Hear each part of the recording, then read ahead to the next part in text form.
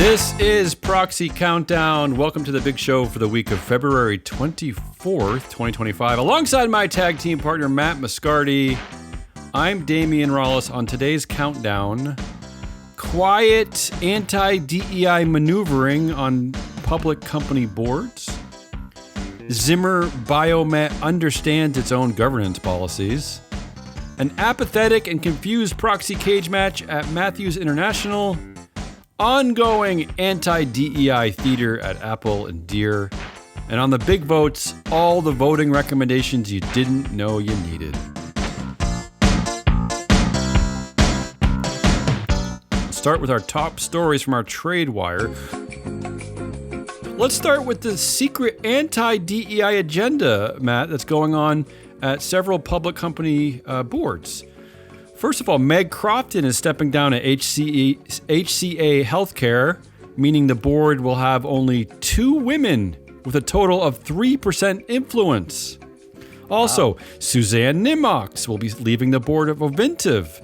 The Ovintiv board is now down to only 2 women with a total of 12% influence.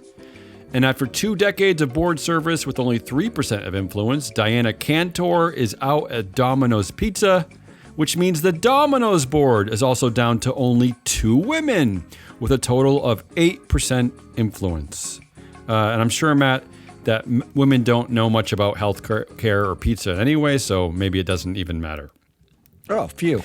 Also, despite her background in aeronautical engineering and board tenure of only 2 years, Sabrina Susan is stepping down from the Boeing company board. Wow, that one's a big deal. It's not often that, you know a name and can pay attention to the 9,000 active directors, but Sabrina Susan was the arguably the only one on the board with actual aeronautical engineering experience at Boeing, a company which, lest we remind you, basically does bad engineering now. Everything falls off the planes, so that's a big deal. And lastly, in honor of our fake meritocracy and a very real anti-DEI business climate, American Financial Group is expanding its sausage party to 11 dudes and only 2 women as Craig Linder Jr. and David Thompson Jr. are added to the board. In true meritocratic bullshit, the press release states that there are no arrangements or understandings between Mr. Linder or Mr. Thompson and any other person pursuant to which they were elected as directors of the company. But it fails to mention anywhere in the press release, Matt, that Craig Jr. is the son of the co-CEO and the nephew of the other co-CEO. There you go. That's the meritocracy in action. Goldman Sachs, moving on, Goldman Sachs added COO John Waldron to its board of directors a month after he was given a retention bonus, a massive retention bonus. Some say cementing his position as a potential successor to DJD Saul CEO David Solomon. In money news, Meta Platforms approved an increase in the target bonus percentage for all of its named executive officers except Zuck from 75% to 200% of base salary. I don't really know where that's coming from. And the new president of product and technology of Workday, his name is Garrett Kazmaier, is being welcomed with a bag full of $1 million in cash and $30 million in equity. So that's getting a job as an NEO that's the easy, quick money these days, Matt. Where do I get that bag? At a publicly traded company. And lastly, in smart, free-flow approved moves, director Kelvin Westbrook is stepping down at T-Mobile US. He's the lowest performing director overall at 393 and has served on the board for over a decade, but has only 3% influence. Builders First Source has remedied a sad situation by appointing Cheryl Anoya and Maria Renz to their board. That means that Corey Jacobs Boydston is no longer the only woman in the Builders First Source boardroom. Due to the company's mandatory director retirement policy, board chair Christopher Begley is stepping down at Zimmer Biomet Holdings. So there you go, Matt. That's a company unlike Apple that knows its own policies. And finally, a milestone at Edison International, with the appointment of Director Jennifer Granholm, the board has reached full gender parity. Sorry, are we even allowed to care about such things in 2025? No, you can't say that. I don't even know I'm allowed to celebrate that anymore. Those are all the top stories. Let's move on to our proxy cage match. There was a big proxy contest over at Matthews International. I'm calling this a apathetic group of investors. The 3 company nominees were all passed with a bit over 50% saying yes, and the 3 Barrington Capital nominees all failed with a bit under 50%. I don't know that investors knew what to do over there at Matthews International. Wow, that's very strange. You rarely see it that close, especially I believe it was Matthews where both ISS and Glass Lewis agreed that Barrington Capital's nominees were that was their recommendation. Yeah. So everyone's confused about who to listen to about what. Well, remember on this show, we took a deeper look at the Barrington Capital nominees, and we couldn't really understand what their use value was for the Matthews International board. So maybe there were millions of shareholders listening to our show. That makes sense. We were the tipping point. Let's move over to our vote results table. Here are the highlights from last week. The 2 big meetings clearly were Apple and Deere. Most shareholders were happy with directors at Apple and Deere, to be honest. Sam Pay, basically the same, about 10% no at both companies. But the big story out of both of them were all the political theater going on with shareholder proposals. Both companies, Matt, had, I think, 4 shareholder proposals up for a vote. And there's nothing really interesting to report here. Shareholders are routinely voting against anything that comes out of the National Legal and Policy Center, all the anti-DEI stuff, everything that comes out of the National Center for Public Policy Research, anything out of Boyer Research. The one real winner here was John Chevedden, who had a civil rights audit, basically, which is parroting what we've been saying on all of our shows, which is prove it. Prove that there's a reason to get rid of DEI. And he actually got a 29% yes vote at Deere, which is actually a considerably high for any shareholder proposal, let alone one for a civil rights audit. I don't know if there's anything else you want to weigh in here about the Apple and Deere votes. Well, so there are things that you could weigh in on. Mostly none of this is that surprising. The surprising one to me is really the report on ethical AI data acquisition and usage by the National Legal and Policy Center. Yeah. So often I think there's a proponent sort of bent where the investors are actually siding with proponents more often than not. John Chevedden has been around a very long time and done a lot of sort of governance work around majority voting, around traditional governance issues, poison pills, and all sorts of issues over the last 2 decades. Yeah. He's been filing shareholder proposals. He's a very known entity, so it's not surprising to me that when he writes a shareholder proposal, he's likely to get more triggering yeses from investors who know who he is and sort of trust his instincts on these proposals.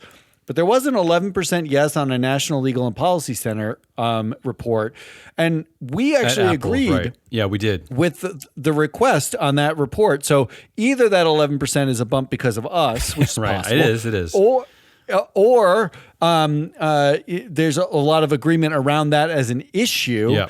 However, I'm curious what happens with National Legal and Policy Center if they more routinely put in sort of thoughtful shareholder proposals and mask their other proposals like ceasing DEI, in other places, whether or not they sort of are trying to trick the market into thinking they are a trusted proponent and then can sneak in DEI efforts. I'm actually curious because it was very not typical the way they did that full proposal. It was not their standard sort of naked anti-DEI or naked anti-trans sort of, woke or whatever the case may be. Yeah.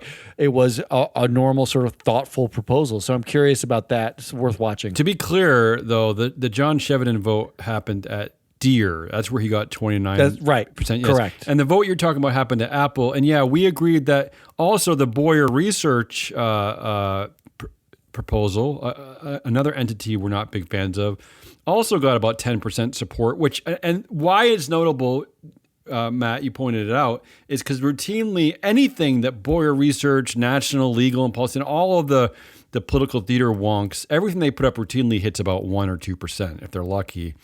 But the Boyer Research proposal also got about 10%, and that was one that we also thought was perfectly fine. A report on costs and benefits of child sex abuse material identifying software and user privacy. So you're right. Like, those are the first times that they've kind of left the arena of just straight hate, straight anti-black, anti-women, anti-trans, whatever anti you want to talk about. So yeah, those are the big votes that happened last week.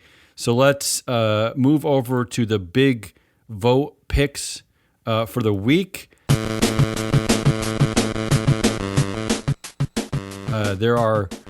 We're now getting a bit more into the proxy season. There are several companies with market caps well above $1 billion that have annual meetings next week. So Matt, I don't know where you'd like to start on this one. I want to start with you on Nordson. So the companies we looked at this week were, I looked at Nordson and Applied Materials primarily, and a couple of TransDigm directors as well. But I actually took a bit of a different tack with Applied Materials. So let's come back to them towards the end. Why don't you start on Nordson and tell us what you have? So I looked at first. What I've been doing all proxy season is I'm looking at the board and from a certain perspective. Which I will repeat here, and I'm also looking for say on pay. I'm looking very squarely at the CEO pay ratio, and I'm ashamed to say this out loud, Matt, but at Nordson, the CEO pay ratio was only 119-1. Wow. Which in America seems low. I mean, I still think 100, anytime you get above the 100 barrier, it is just obscene. But as we've reported over and over and over, 119-1 is actually pretty sane. So that's what's going on at Nordson. On the board now, the board's a different situation. So according to the data at freeflowanalytics.com, this board actually performs really well overall, hitting 758. And maybe this is part of the reason, the gender gap also falls into an acceptable range. It's only minus 6%, which is, I said if it was above minus 10%, it would be a problem. So what's the best way to handle board refreshment here? Because every board I look at, Matt, my perspective is every year is an opportunity for board refreshment. There's always someone who doesn't have expertise, has been there too long, is doing something, and we could find someone that increases diversity on the board, not just from a gender perspective, from a knowledge perspective, from all kinds of perspectives. There are ways to increase diversity. So at Nordson, this one's easy. There's a long tenured director who has served for over a decade and still has only just 4% of influence. And Matt, we have both talked about how if you've been on a board for over a decade and have absolutely no influence, then what do shareholders even need you for? He also happens to have the lowest batting average by a lot, actually, for earnings, coming in at 434, which is not a good figure. And his name is Frank Janert. So that's my target for Nordson, Frank Janert. So I actually largely concur with everything that you had. This week is rare for me because there are multiple boards that are up for, in sort of the large cap category. I'm 100% vote for, with the caveat that the only places to sort of focus on a vote against would be a director who has more than 10 years tenure. And simply because on principle, and this is a little bit of a blunt, instrument, but on principle, You're no longer independent after 10 years. I mean, you could argue that you're not independent after 5 years, considering like we've known our neighbors for 6 years, and I feel like I'm not independent of them. Sure. So, but in the UK, that actually is an actual 10 years is the amount where that you're not allowed to call yourself independent anymore. But at Nordson, I think on a strict performance basis, this would be one of the rare cases where, according to the metrics, these are Hall of Fame directors almost entirely across the board. And you could argue this is a strong performing board. Keep them in place. Keep them in place. Okay, what company you want to hit next? Let's do TransDigm next. And I want to do TransDigm because we differed pretty strongly here. So why don't you hit TransDigm, and then we'll wrap up on applied materials. Yeah, I have a lot to say about TransDigm. First of all, the CEO pay ratio is right at that figure that is an automatic no for me. Basically, the idea is that if your CEO is making the median worker pay on basically the first day of the year, you vote no. And the ratio here is 343 to 1. So that's an easy no for me. Now I'm looking at the board. So we got a lot of problems on this board from my perspective. First of all, the gender gap is high. It's minus 16%. So I'm already looking to remedy that situation. And so where I start is this three-pronged power of manhood, which is the CEO, Kevin Stein. He has 13% of influence. We have Walter Howley, who is a co-founder, a former CEO. He's been chair for over 2 decades. He has 39% influence. And we have a lead independent director who has served for 15 years. That's Robert Small, 5% influence. So again, we have that, and we have a very high gender gap. So here are the remedies. And I'm going to do something I never really do here, Matt, which is I'm actually going to take the company's own skills matrix seriously. So that's dangerous. So the TransDigm board, the company actually has a skills matrix where they actually rate the directors for the skills. It's not just a check. They actually make a kind of a quantifiable guess about their skills assessment, whether they're expert, they're proficient, or they're merely competent, which they call adequate. And I assign point values to each of those. And in looking at Robert Small, he comes in at the board's lowest at 5.75 points, which is maybe why he has so little influence on this board.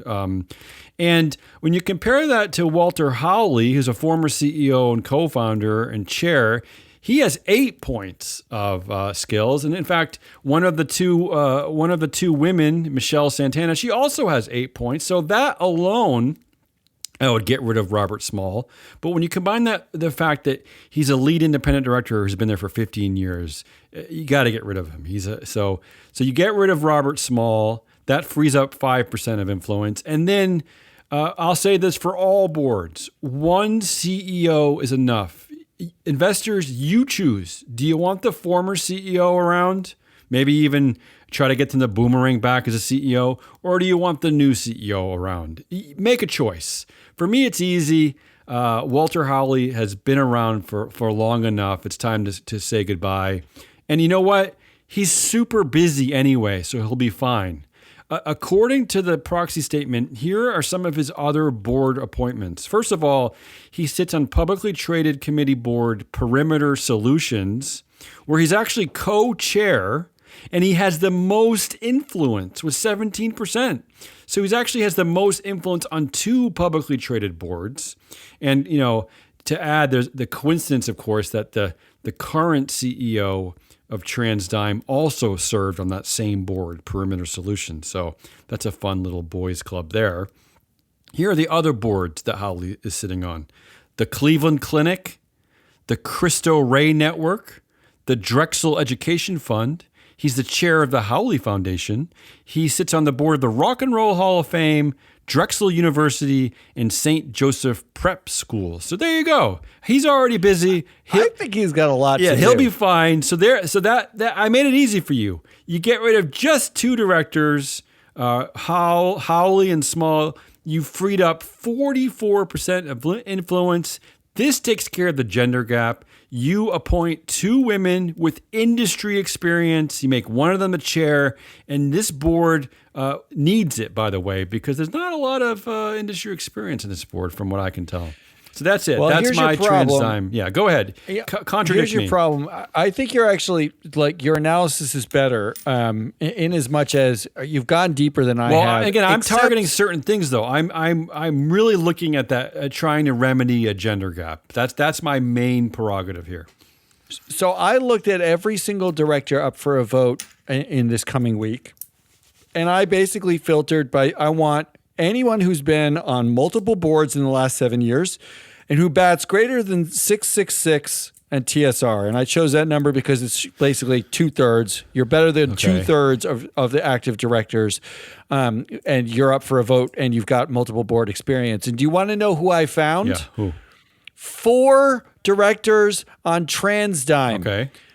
Including Nick Walter Howley, David Barr, Jorge Valadares, and Michael Graff. Okay. And the reason why Howley is there, Howley is the founder of TransDigm. So he's been living there for the last 2 decades or however long. He has in the last run. I know you have him at just under 40% of influence, but in the last run we did, he actually has 43% of the influence. I'm using old data. He's gone up because someone else has come off. Graff came off of a committee, so he recouped some of that influence. I know that Howley is one of the more connected members of the board. I know that he used to be an executive there. I know that he is the founder, and I know that he has a tremendous amount of influence. He's also one of the top performers on the board. And if you're looking strictly at performance, which I'm not, Howley's earnings batting average is 952. Okay. His TSR batting average is 671. He's one of the best on the board. In fact, the whole board. And this was where I landed, where I said, multiple boards this week are in a great spot. This whole board is an outperforming board. Yes, true. So, I think, the yellow flag here would be to have a lead independent director that's been there for 13 years or 15 years rather. No influence. That is problematic. But the reason why no one has any influence is because the founder still lives there. Yeah, the former CEO and founder is the chair. And if you're the executive chair of a company, you're the ex-founder or the founder of the company and the ex-CEO of the company, you're going to hold more of the influence. You're going to see the female power gap, the gender power gap is going to exist as a result of that. Absolutely. But if you're voting strictly on performance, there's reason to say this thing's still working. Let it keep working. Yeah. That'd be my argument. What I love about the data at freeflowanalytics.com is that there are just so many different ways of parsing out an investment strategy. I mean, right? Because clearly you're looking at performance.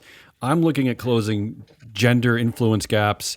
There's really like a staggering amount of combinations that you can come up with. There's no one remedy. So I'm kind of glad that we disagree on occasion, because again, there's no. The data itself does not purport a certain slant or a certain investment strategy. There's a myriad ways of letting it work for you. So that's all I have. Matt, do you have anything else for the big votes coming up? I have one more, and I did a unique take on applied materials. We know the upcoming tariffs are coming from the Trump administration. They're likely to reinstate tariffs on Canada and Mexico, and they're increasing the tariffs on China. I actually wanted to take this as an opportunity to take something in the real world that's happening and say, how do I apply it to a board? So I went looking for tariff winners, and I didn't narrow this down to just the companies that were up for vote this week. I actually looked at the U.S. global set of directors, and what I said was, I want to find companies where they have direct exposure to tariffs from the prior Trump administration. Okay. I wanted to ID directors who survived Trump 2018, 2019 tariffs and COVID. So these are directors who have been sitting on boards for 9+ years. There are almost 8,000 of them. They come from the industrial, manufacturing, or electric components sectors. There's 1,100 of those. They are not insiders or executives or family members. These are not dual-class firms. These are not directors who kept sitting there and survived because they can control sitting there. There are 780 of those. And then I wanted to find the directors who outperformed on TSR and EBITDA over those years. A greater than 500 batting average on those years. 198 of those. It turned out when I did that filter, that global filter, 3 of the directors were from Applied Materials. Oh, wow. That was just total coincidence. Yeah. Applied Materials fit, March 6th, the sector is their annual criteria. meeting next week, March 6th. 86% of Applied Materials revenue comes from outside the U.S. 31% in the first quarter revenue was from China. So, and they have a Canadian subsidiary. So the tariffs are going to directly affect Applied Materials. But here's why I wanted to do this as a process. Applied Materials have directors who have been there before. We've already seen this. In fact, the 3 directors that I targeted, Andy Karsner, Thomas Iannotti, and Art DeGeus, they have a combined 37% influence on the Applied Materials board, which means nearly more than a third of this board has lived through the tariffs on China. They've lived through tariffs before. They know the drill. And the rest of the board actually is strong all the way around. They are above average performers all the way through, and they have existing directors who have seen the tariffs. They're tariff survivors. So I actually use this as an opportunity to take the real world problem of tariffs are coming and say, who is strategically positioned to deal with them? Mm-hmm. In Applied Materials, not only do they have a board full of high performing members, but they have 3 members and 37% of the influence on the board who have lived through this already and survived it and come out on the other side in strong position. My recommendation is a full 4 vote and for the whole board. And maybe the only person doing this kind of work that can actually has a reason why they're supporting certain directors. Yeah, when you write down your reason why you support them, you can actually say, we're supporting these directors specifically because they have experience in the sector. They have experience going through tariffs in the Trump administration prior, I love it. And they're strong performers. It's a simple analysis and one that's possible to do. I love it. That's the show. Anything else before we wrap up? No, God, no. That's the Proxy Countdown for the week of February 24th, 2025. Join us next week when we jump back into the alternative democracy pool. Forever on the lookout for shareholder shenanigans, dopey directors, and scandalous CEO pay ratios. Ooh, new outro.